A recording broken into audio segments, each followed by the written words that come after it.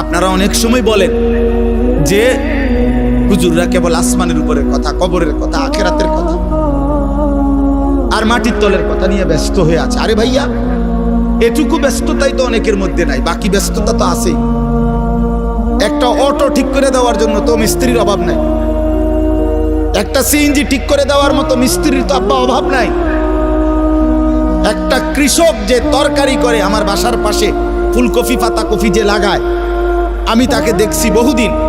তার কাছে প্রায় দিন আপনার প্রাইভেট কার দিয়া অফিসাররা, এই যে কৃষি বিভিন্ন অফিসার, বিভিন্ন কোম্পানির লোক একদম স্যুট বুট টাই পরা তার ক্ষেতের কাছে গিয়া তারে বুঝায়, এই সারের দূর, ওইটা দূর, ওইটা দূর। ফুলকপি পাতাকপি বুঝানোর মতো লোকের তো অভাব নাই। আপনি কি বুঝতে চান? দুনিয়া তো দুনিয়া বুঝানোর মতো লোকের তো অভাব নাই বাবা। কিন্তু আখেরাত বুঝানোর মতো, জীবনটা বদলে দেওয়ার মতো, আখেরাতের দিকে জীবন ফিরায় দেওয়ার মতো এটুকু মানুষের তো বড় অভাব। যে কয়জন আছে, এই কয়জনকেও যদি আপনারা বিদ্রুপ করে এই রাস্তার থেকে সরায় দেন, তো আখেরাত চিনাবে কি? আল্লাহ চিনাবে কে? তাই আখেরাত চিনাবে কে বাপ? এটা বুঝা দরকার আমার ভাই। একথা স্পষ্ট বুঝবেন প্রতিটা বিবেকবান নওজোয়ান ভাই, তোমরাও বাবারাও একথা বুঝবেন। এই কোরআন সুন্নাহর ইলম আর দুনিয়ার সমস্ত জেনারেল ইলম, এই জেনারেল শিক্ষার যত পড়া আর এই কোরআন সুন্নাহর পড়ার একটা মৌলিক পার্থক্য হলো, জেনারেল শিক্ষার সমস্ত পড়ার মূল টার্গেট এই দুনিয়ার আয়োজন, দুনিয়ার জীবন উপভোগ করার জন্য যত অত্যাধুনিক, যত প্রযুক্তি, যত সহজকরণ, যত আধুনিকায়ন হইতে পারে, এটা হলো জেনারেল শিক্ষার মূল মাকসাদ। আর খোদার কসম, কোরআন সুন্নাহর শিক্ষার মূল মাকসাদ আখিরাতের আয়োজন। এখানেই তফাৎ, এখানেই তফাৎ। আপনি আমগরে দুর্বল ভাইবেন না। আমার বিষয়ের উপরে আমি পড়ি, আমি আপনার বিষয় কেমনে বুঝতাম? আপনি যে আমার বিষয় বোঝেন না, কথা বোঝেন নাই। এখানে মৌলিক পার্থক্য। ভোগের এই দুনিয়া যত আধুনিক, যত মজাদার ভাবে জীবন উপভোগ করা যায়, এটা হলো বস্তুবাদী দুনিয়ার, এই আধুনিক দুনিয়ার স্লোগান। গোটা ইউরোপের সমস্ত পড়ালেখা, গোটা ইউরোপের সমস্ত মেশিনারি, সমস্ত গবেষণার সবকিছুই হলো এই প্রথম আসমানের নিচে মাটির উপরের এটুকু আয়োজন। আর কোরআন সুন্নাহর মূল আয়োজন আখিরাতের আয়োজন। এখানেই মৌলিকত্ব, পার্থক্য। এজন্য এক হবে না কোনোদিনও, কোনোদিনও না। ইসরাফিলের ফু পর্যন্ত কোনোদিনও না। আপনি পদার্থ জীববিজ্ঞানের শতভাগ কোরআনের মতো বানাইতে পারতেন না, আর কোরআন সুন্নাহর ইলমকে আপনি পদার্থ জীববিজ্ঞান বানাইতে পারতেন। এখানে মৌলিকত্ব ভিন্ন, এখানে চিন্তাধারাটাই ভিন্ন। আমি যাচ্ছি ঢাকার দিকে, আপনি যাইতেছেন চিটাঙের দিকে, তা আমরা আগামী 300 ঘন্টা পরেও আমরা এক হবো কেভাবে? আপনি গেছেন গা চিটাগাং, আপনি গেলে সামনে আগাইলে কক্সবাজার যাবেন, আমি সামনে আগাইলে হয়তো ফরিদপুর যাব, নয়তো উত্তরবঙ্গ যাব। আমরা তো দুইজন চলছি দুই দিকে, দুইজন চলছি দুই দিকে। এরপরে দেখেন, জীবন, দুনিয়া, এই দুনিয়ার সব কিছু আল্লাহ সৃষ্টি করেছেন, আল্লাহ সৃষ্টি করেছেন। আবার আখিরাত আল্লাহই বলেছেন। কিন্তু কোরআন এবং সুন্নাহর মধ্যে শত শত আয়াত, নবীজির শত শত হাদিসের মধ্যে দুনিয়া এবং দুনিয়ার জীবনটাকে আল্লাহ তাআলা এবং তার নবী সাল্লাল্লাহু আলাইহি সাল্লাম একদম তুচ্ছ, হেয়, হীন করে তুলে ধরেছে। কোরআন দুনিয়াকে একদম তুচ্ছ করে তুলে ধরছে, আখিরাতকে অনেক মহান করে তুলে ধরছে। রাসূলুল্লাহ সাল্লাল্লাহু আলাইহি সাল্লামের হাদিস দুনিয়াকে একদম তুচ্ছ করে তুলে ধরছে, আখিরাতকে অনেক মহান করে তুলে ধরছে। আল্লাহ তাআলা কোরআনুল কারীমের মধ্যে বলছে, ওমা হাযিহিল হায়াতুদ দুনিয়া ইল্লা লাহবুন ওয়া লাইব। এই কথাটা কোরআনে বারবার আছে। আল্লাহ বলছে, বান্দা শোনো, দুনিয়ার জীবন আর কিছুই নয়, শুধুই তামাশা, শুধুই খেলাধুলা। তামাশা, তামাশা। এই বিল্ডিং 10 তলা, তামাশা। 80 লাখ টাকার গাড়ি, তামাশা, তামাশা। 10টা ফ্যাক্টরি, তামাশা তামাশা। সাজগোজ, এই ফ্যাশন, এই রূপচর্চা। হায় নওজোয়ান, তুমি তোমার দেহ চর্চা করছো, কতভাবে চুল ফিরাইলা, কত প্রসাধনী ব্যবহার করলা, নিজের শরীরের ফিটনেস ধরে রাখার জন্য কত আয়োজনই করলা। আল্লাহর কসম নওজোয়ান, সেদিন খুব সামনে, যেদিন তোমার দেহের প্রতিটা অঙ্গ তোমার বিরুদ্ধে সাক্ষ্য দেবে। শাহিদা আলাইহিম সামউহুম ওয়া আবসারুহুম ওয়া জুলুদুহুম। বলেন কান, চোখ ও জুলুদ মানে সমস্ত চামড়া, সারা দেহের চামড়া। আল্লাহ তাআলা বলছে, বান্দা তোমাদের কর্মকাণ্ড সম্পর্কে আমি আল্লাহর সামনে সাক্ষ্য দেব, সাক্ষ্য দেবে। আল্লাহ তাআলা বলছে, ইন্নামা বাগিয়ুকুম আলা আনফুসিকুম। এই বান্দা, তোমরা যে প্রতিনিয়ত আমার রাস্তা ছেড়ে উল্টো পথে চলছো, বাগিয়ুন সীমা লঙ্ঘন করছো আমার হুকুমের সাথে, তো মনে রেখো এটা প্রত্যেকটাই তোমাদের উপরেই বর্তাবে, আমার উপরে না। আমার আসমান ছোট হবে না, আমার জমিন ছোট হবে না, আমার সূর্য বন্ধ হবে না, আমার চাঁদ ছোট হবে না। তোমরা সবাই নাফরমানি করলেও আসমান ছোট হয় না, আমার জমিন সংকুচিত হবে না। তোমার বিরুদ্ধে যাবে, আলা আনফুসিকুম, তোমাদের বিরুদ্ধে। তোমার চুরি তোমার বিরুদ্ধে দাঁড়াবে, তোমার জিনা তোমার বিরুদ্ধে দাঁড়াবে, তোমার নর্তকী দেখা তোমার বিরুদ্ধে দাঁড়াবে, তোমার সুদের একটা একটা টাকা তোমার বিরুদ্ধে বলবে। ইন্নামা বাগিয়ুকুম আলা আনফুসিকুম। আল্লাহ তাআলা বলছে, কুল বিতামাত্তা, কুল তামাত্তা বিকুফরিকা কালিলা। বান্দা, তুমি তোমার নাফরমানি নিয়ে অল্প কয়টা দিন দুনিয়া ভোগ করো, আমি তোমারে বুঝাবো, আমি তোমারে বুঝাবো। অল্প কালিলা, দুনিয়াকে আল্লাহ তুচ্ছ করে দিয়েছে। কুল মা ইনদাল্লাহি খায়রুম মিনাল লাহবি ওয়া মিনাত তিজারা। একটা উদাহরণ শুধু শুনেন। সাহাবায়ে কেরাম জুমার নামাজের দিন রাসূলুল্লাহ সাল্লাল্লাহু আলাইহি সাল্লামের প্রথম জামানায় জুমার নামাজের পরে খুতবা হইতো। এখন জুমার খুতবা হয় কখন? কথা বলেন না। ঈদের নামাজের খুতবা হয় কখন? আগে জুমার খুতবাও এরকম পরে হইতো। নবীজির জামানায় প্রথম বিধান ছিল, পরে আল্লাহর হুকুমে আবার বদলাইছে হুকুম। তো একদিন জুমার নামাজ নবীজি আদায় করে ফেলছে, জুমার নামাজ শেষ, এখন নবীজি সাল্লাল্লাহু আলাইহি ওয়াসাল্লাম খুতবা দিতে দাঁড়াইছে। ঠিক এই টাইমে মদিনার বাজারে পাইকার ব্যবসায়ীদের যে পাইকারি মাল দেয়, এই পাইকার আসছে। তখনকার যুগে এই পাইকার আসলে মানে বাঁশি দিয়া ফু দিত। তো এই নির্দিষ্ট এই ফু, এটা শুনলে আমরাও ছোটবেলায় বাঁশি শুনলে বা এমনি টুংটুং শুনলে বুঝলাম আইসক্রিম আইসে, বুঝছেন না? এটা আমরা বুঝতাম দৌড় দিয়া। পরে কত আমার পুরো মনে আছে, আমার বাসায় আমার আব্বার বা মার এই সিরাপের বোতল, এটা ভালো বোতল, ওষুধ ওখানে খাইছে না, এটা কোনাত দিয়া ফালাই দিয়ে সিরাপ আইসক্রিম খাইলেছি বোতল দিয়া। বুঝেন না কথাটা? আমার দরকার আইসক্রিম, আমি সিরাপ দিয়া করবো কি? মায় পরে খুঁজছে যে বোতল কয়া, বলছি মা এটা হালাই দিছি, সিরাপ হালাইয়া মানে ওষুধ ফালাইয়া দিয়া আইসক্রিম খাইলেছি। তাইলে বাঁশি ফু দিলে তো পাইকার আসছে। তখন নিজাম ছিল, নিয়ম ছিল, পাইকার মনে করেন 15 দিন পরে, 1 মাস পরে একদিন আসতো। তো সবাই দৌড়াদৌড়ি করে, হুড়াহুড়ি করে খুচরা দোকানদাররা মালামাল নিতে যাইতো। কারণ এখন যদি মিস করে, আরেক মাসের আগে কোনো কি আসবে না, পাইকার আসবে না, কঠিন হয়ে যাবে বেচা কিনা তাদের।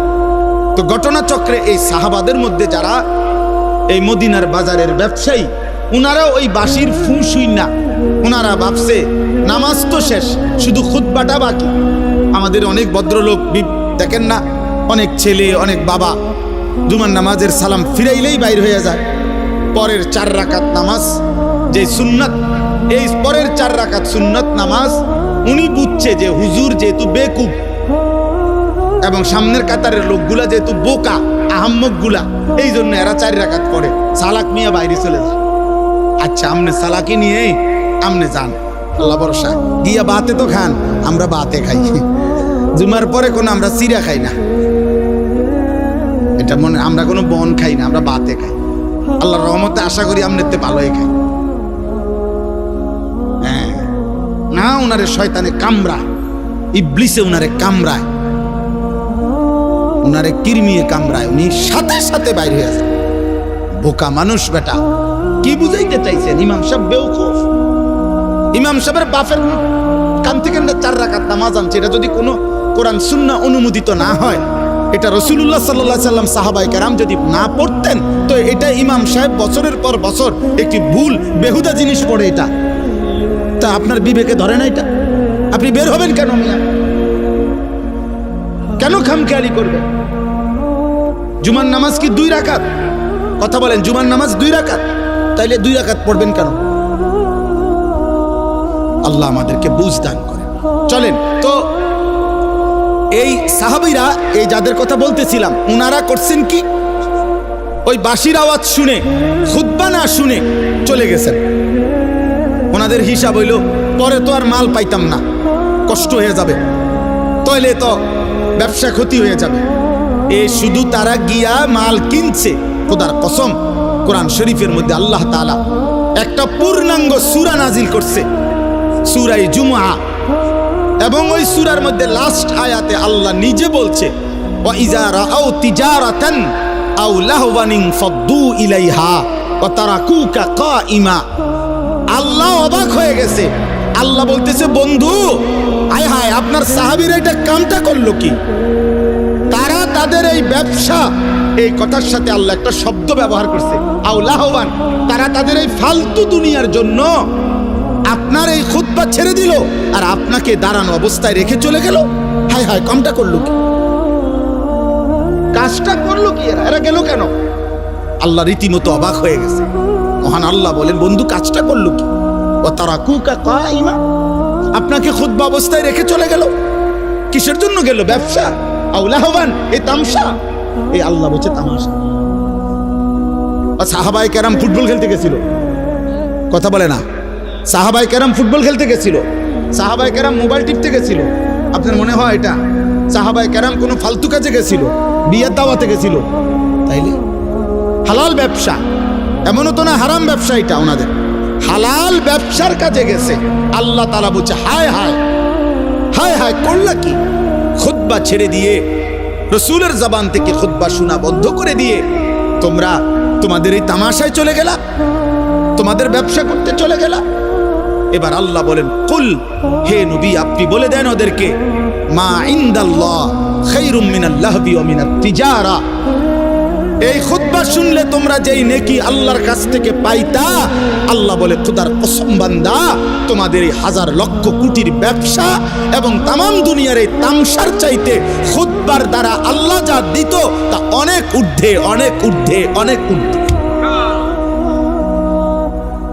ভুল করলা তোমরা, ভুল করলা। কেন খুতবা শোনা ছেড়ে দিল? কি বলেন? নামাজ ছেড়ে দিছে? কি ছেড়ে দিছে? এটা যদি আল্লাহ তাআলা সাহাবায়ে কেরামের এতটা অপছন্দ করে, তাহলে আমাদের 365 দিন, খোদার 1 বছরে, বলো না যুবক, আজ কত দিন হয়? 365 দিনের 1 বছরে কোনো দিন ফজরের নামাজ পড়তে পারলা না। আয় দুর্ভাগা, বদনসিব। এবং মুসলমান কেমনে হইলি? এমন মুসলমান কেমনে হইলি? এমন নাফরমান কেমনে হইলি বাপ?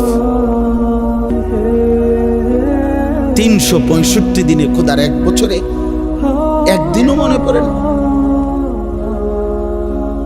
ভোরের আলো তোমারে কোনোদিন দেখবে না, সুবহে সাদিক তোমাকে কোনোদিন দেখবে না, ভোরের মুয়াজ্জিন তোমাকে কোনোদিন দেখবে না।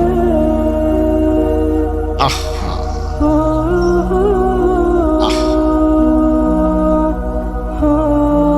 5 ওয়াক্ত নামাজ দিনের পর দিন যাদের ছুটে যায়, কি কারণে ছুটে যায়?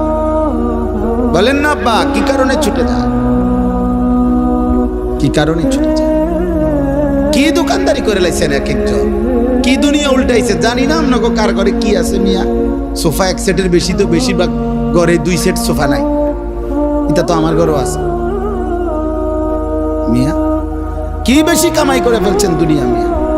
হ্যাঁ, এক সেট সোফা, একটা ডাইনিং টেবিল, 6টা চেয়ার, 2টা খাট, 2টা আলমারি, বাথরুম 2টা, বদনা, বালতি, জগ মগ, কাঁচের প্লেট, নুনের বাড়ি, আর কি তা কি ফার্নিচার এগুলো? আমি এটুকু ফালতু জিনিসের জন্য এত মিথ্যা বললেন, এত টাকা সুদ খান, 30 বছর ধরে সুদের চাকরি করেন, 30 বছর ধরে অবৈধ উপার্জন করেন। আরে হারাম কর, তোর লোভ কোনোদিন শেষ হবে না, খোদার কসম তোর অভাবও কোনোদিন শেষ হবে না। এই কিস্তি চলতে চলতে, সুদ চলতে চলতে, লোন চলতে চলতে কবরে চলে যাইবা, আর আখিরাতে জাহান্নাম ছাড়া আর কিছুই মিলবে না বেটা। কেউ মাতবরি করেন না, আমিও না, আপনিও না। কোন নাফরমান, কোন পাপী, কোন বেনামাজি, কোন চরিত্রহীন যুবক, নারী দেখো, ছবি দেখো, উলঙ্গ দৃশ্য দেখো, জিনা যে বিচারে দৃশ্য দেখো, হারাম ছবিতে পড়ে থাকো, মোবাইলের উশৃঙ্খলার উলঙ্গতায় পড়ে থাকো, যুবক নিজেকে চালাক মনে করিস না বাপ। তুই এই সমাজের দুশ্মন, তুই এই জাতির কলঙ্ক। চরিত্রহীন যুবক, তুমি মায়ের অপমান, তুমি বাবার লজ্জা, তুমি ইসলামের অপমান, তুমি আল্লাহর নাফরমান, তুমি রসুলের দুশ্মন। পৃথিবী তোমারে মনে রাখবে না। এ বাতে খাইতে পারবা, দুনিয়ায় ভোগ করবা, বেডি সেবার, নারী সেবা, শরীর নাপাক করবা, নষ্ট করবা, অবৈধ বীর্যপাত হবে, হারাম বীর্যপাত, খালাস, আর কিছু হবে না। দুনিয়া মনে রাখবে না বাপ। শহীদ শরীফ ওসমান হাদি, এই ইমানদার যুবক রহমতুল্লাহ আলাই, আমি আজকে তার কবর জিয়ারত করে আসছি। তো এই ইমানদার যুবক, আমার মাটির এই সাহসী সন্তান, এই ইমানদার যুবক প্রমাণ করেছে একই সাথে ঈমান এবং দেশপ্রেম একসাথ করে শুক্রবার জুমার নামাজ পড়ে গুলিবিদ্ধ হয়ে মহান আল্লাহর কাছে নিজেকে পেশ করছে। আল্লাহ বলছে, হাদি তোর প্রতি ফোঁটা রক্তের বিনিময়ে আমি লক্ষ কোটি মানুষের চোখের পানি ঝরাইয়া দিলাম। সে 5 ওয়াক্ত নামাজ পড়তো, সে ফজরের নামাজ পড়তো, প্রতিদিন ফজরের নামাজ পড়তো, সে আল্লাহর কোরআনের হাফেজ ছিল, সে রাসূলুল্লাহ সাল্লাল্লাহু আলাইহি সাল্লামের হাদিস স্পষ্ট বিশুদ্ধ কোরআন পড়তে পারতো, হাদিস পড়তো। তার বাবা আলেম ছিলেন, তার মা পর্দানশীল, তার স্ত্রী পর্দানশীল, সে নিজে মাদ্রাসায় পড়ুয়া ছাত্র ছিল। হ্যাঁ বাবা, একই সাথে তার কলিজায় ঈমান ছিল, একই সাথে তার কলিজায় দেশপ্রেম ছিল।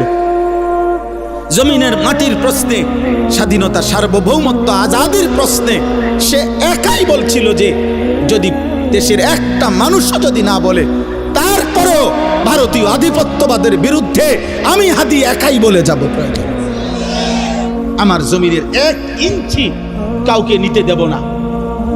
জমিনের পাহারাদার ছিল, এই মাটির পাহারাদার, আবার ইমানদারও ছিল। এই জন্য দোস্ত, রাজনীতি আরো অনেকে আগেও করছে, এখনো করবে, কিন্তু এই পরিমাণ মানুষের চোখের পানি অঝরে ঝরানো, এটা কঠিন, এটা কঠিন, এটা কঠিন। আজকেও আমি যখন দেখছি, তখনও দেখছি যে যে আরত করতেছে সাধারণ মানুষ, যেই দেখলাম যে সব কাঁদতেছে,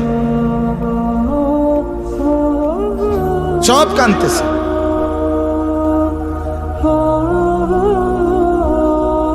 এই জন্য কিশোর ভাই, যুবক, নওজোয়ান, মরলে এমন মরাই মইর। কত হাফেজ, কত আলেম, কত মুফতি, কত মুহাদ্দিস, কত পীর, কত বুজুর্গ, কত আউলিয়া, কত হাফেজে কোরআন, কত 90 বছরের বুড়া মানুষ, 4 বছরের বাচ্চা মানুষ, সবাই চোখ দিয়ে আল্লাহ তার জন্য পানি ঝরাইছে। প্রতিটা চোখের পানি তার জন্য দোয়া না? কথা বলেন না কেন? প্রতি ফোঁটা চোখের পানি তার জন্য দোয়া না? তাইলে এমন একটা মরণ তুমি মরো, যে মরণে দেশ কাঁদবে, মাটি কাঁদবে,